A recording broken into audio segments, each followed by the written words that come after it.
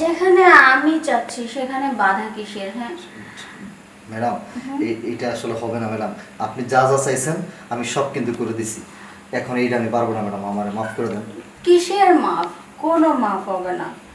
আমি চাইছি মানে আমার লাগবে, আমার আজকে শুধু তোমাকেই লাগবে।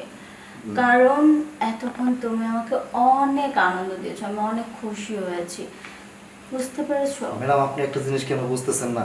কোথায় আপনি এই বাড়ির মালিক, এত কোটি কোটি টাকার মালিক আপনি, আর আমি একটা সাধারণ দারোয়ান।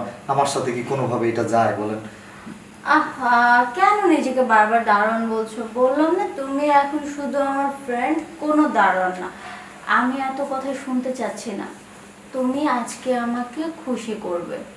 ম্যাডাম, এখন তো ফ্রেন্ড বলতেছেন, সকালে তো কুকুরের মতো তাড়াই দেবেন।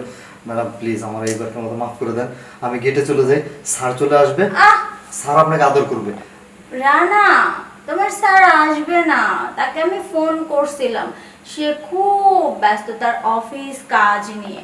তো আমাকেও তো আমার চাহিদা পূরণ করতে হবে। আজ একটা বছর আমি তার কাছ থেকে কিচ্ছু পাইনি। সো এখন আমি কোনো এক্সকিউজ শুনবো না।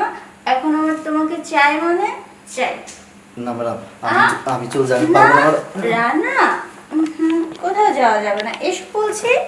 Madam madam madam madam